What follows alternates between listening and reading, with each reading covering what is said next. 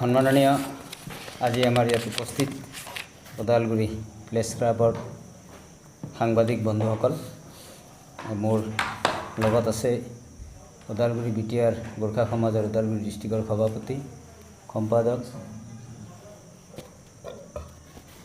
Women সেলৰ সদস্য আৰু মই বিটিআৰ গোৰ্খা সমাজ কেন্দ্ৰীয় কমিটি ফালৰ পৰা আপোনালোকক অভিনন্দন জ্ঞাপন কৰিছোঁ। আমাৰ বাস্কা আৰু ওদালগুৰি জিলাত যিটো পৰিষদীয় নিৰ্বাচন ইয়াত হৈ গ'ল, এই নিৰ্বাচনত শান্তিপূৰ্ণভাৱে নিৰ্বাচন হৈ যোৱাৰ পিছত আমি সকলো ৰাইজক, ইয়াত থকা সকলো জাতি জনগোষ্ঠীক আমি ধন্যবাদ জ্ঞাপন কৰিব বিচাৰিছোঁ। কাৰণ ৰাইজে স্বতঃস্ফূৰ্তভাৱে এই পৰিষদীয় নিৰ্বাচনত ভাগ লৈ নিজৰ ভোট প্ৰদান কৰিলে আৰু অসম চৰকাৰেও পৰ্যাপ্ত পৰিমাণৰ পুলিচ বিভাগ বা সৈন্য বাহিনী ইয়াত মোতায়েন কৰি এটা শান্তিৰ এটা পৰিৱেশ এটা সৃষ্টি কৰিলে। আমি প্ৰশাসন লগতে অসম চৰকাৰক ধন্যবাদ জ্ঞাপন কৰিব বিচাৰিছোঁ। লগতে বিটিআৰ গোৰ্খা সমাজে UPPL দলক পূৰ্ণৰূপে সমৰ্থন জনাইছিল। সেই হিচাপে আমি গোৰ্খা ৰাইজক গোৰ্খা গাঁৱত গৈ আমাৰ সমস্যাবিলাক ৰাইজৰ মাজত উপস্থাপন কৰাৰ পিছত আমাৰ ৰাইজে যেনেকৈ আঁকোৱালি ল'লে আৰু সেইভাৱে গোৰ্খা সমাজৰ আহ্বানত ভোট দিবৰ কাৰণে তেওঁলোকে ওলাই আহিল আৰু গোৰ্খা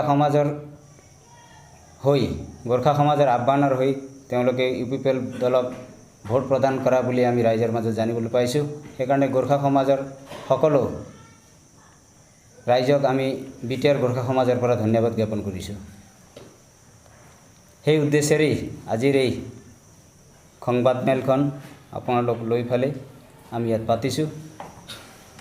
আৰু অহা 10 তাৰিখে যিখন ইলেকশ্যন আছে, চিৰাং আৰু বাস্কা জিলাৰ যিখন ইলেকশ্যন হ'ব, তাতো স্বতঃস্ফূৰ্তভাৱে সকলো ৰাইজ ওলাই আহি বাস্কা আৰু ওদালগুৰি জিলা যেনেধৰণে ভোট দিলে, সেই তেনেকৈ তেওঁলোকেও তাত ওলাই আহি ভোট প্ৰদান কৰিবৰ কাৰণে আমি আহ্বান কৰিছোঁ। আৰু গোৰ্খা ৰাইজক আমি বিশেষকৈ আহ্বান কৰিব বিচাৰিছোঁ, যিহেতু আমি বিটিআৰ গোৰ্খা সমাজ হিচাপে আমাৰ সমৰ্থনত থকা UPPL দলক আমি যে সমৰ্থন দিয়াৰ পিছত গোৰ্খা ৰাইজসকলেও যেনেকৈ ওদালগুৰি আৰু বাস্কা জিলাত ওলাই আহিল, তেনেকৈ তাত থকা সকলো আমাৰ গোৰ্খা ৰাইজসকলেও আৰু তাত থকা জাতি জনগোষ্ঠী ওলাই আহি শান্তিপূৰ্ণভাৱে নিজৰ ভোট প্ৰদান কৰিবৰ কাৰণেও আমি আহ্বান কৰিছোঁ।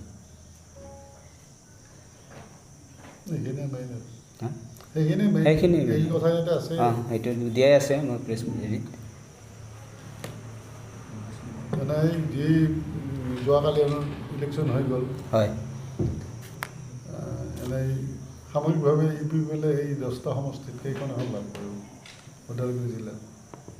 আমি জানামতে এতিয়া ৰাইজে আমাক যেনেকৈ কৈ আছে, সেইমতে আমি 10টাৰ ভিতৰত 10টাতে পাম বুলি তেওঁলোকৰ দলীয় কৰ্মীবিলাকে আমাক কৈ আছে। ৰাইজেও আমাক কৈ আছে আমি 10টাৰ ভিতৰত 10টাই পাম বুলি। ওদালগুৰি জিলাত বাস্কা জিলাত 7খনৰ কথা ৰাইজে কৈ আছে।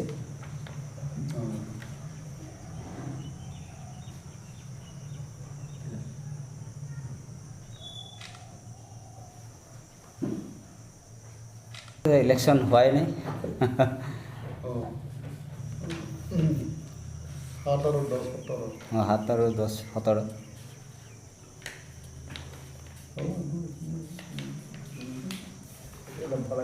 আৰু কিবা আছে যদি দিব পাৰে।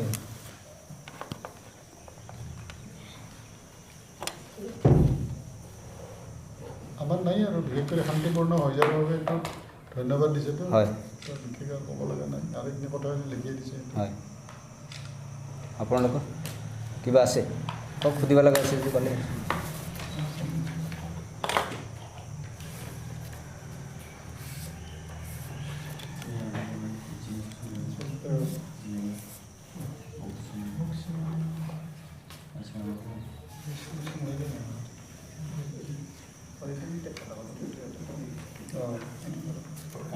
বিদা যিটো অকণমান মই বুজি শুনিলোঁ বাস্কাৰ ওদালগুৰি এতিয়া হৈ গ'ল তাতে শান্তিপূৰ্ণ পূজা মানে ৰাইজক ধন্যবাদ জনাইছোঁ নামটো হ'ল ওদালগুৰি আৰু বাস্কাৰ হোৱা নিৰ্বাচনত গোৰ্খা সমাজৰ আহ্বান আছিল গোৰ্খা সমাজে গোৰ্খা সমাজৰ আহ্বান সমৰ্থন অনুসৰি ইউপিপিএলক সমৰ্থন জনালে তাতে সাব্যস্ত কৰিলে সেইদৰে কোকৰাঝাৰৰ চিৰাঙৰ সহায় দিয়ক বুলি এনে ইউপিপিএলৰ কাৰণে ফাইট হৈছে হা? কিবা তথ্য আছে নেকি কিটো ফাইটটো কালৈ হৈছে যোৱাকালি যিটো ফাইট হৈ গ'ল ইয়াত বিজেপিৰ লগতে ফাইট হোৱা আমি পৰিলক্ষিত হৈছোঁ ৰাইজে এইটোৱে কৈ আছে বিজেপিৰ লগতে ফাইটটো হ'ব BPF third position BPF third পজিশ্যনত আহিব বুলি কৈ আছে ৰাইজে কৈছে দেই তো ৰাইজৰ কথা মতেই আমি কৈ আছোঁ ৰিলিজন মতে ওদালগুৰি ডিষ্ট্ৰিক্টত 6টা চিট পাব ছাৰৰ মতে এতিয়া ছাৰে বা কিটো এনালাইচিছত কৈছে আমি নাজানো মই মাত্ৰ কৈছোঁ না আমি আৰু যিবিলাক ৰাইজক সুধি আছোঁ তেওঁলোকে কৈছে না এইটো জিতিব সেইটোও জিতিব আমিওতো ক'ব নোৱাৰোঁ এতিয়া বিজেপিৰ লগত কণ্টেষ্ট আমিও ঘূৰিলোঁ বহু সমষ্টিত ৰাতিপুৱাৰ পৰা ৰাতিলৈকে ঘূৰিছোঁ হয় নাই এইটো ঠিকেই আছে মই এইটো পঢ়িয়ে দিছোঁ অলপ ৰিপিট কৰি দিবা হয়তো কোনো দিলে হ'লে ৰেকৰ্ডিং হ'ব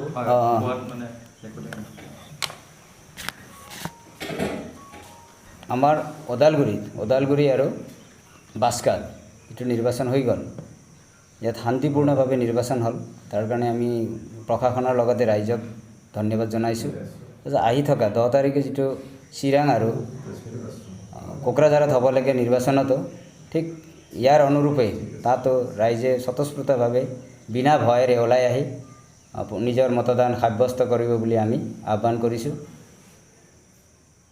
কৰিছোঁ ৰাইজক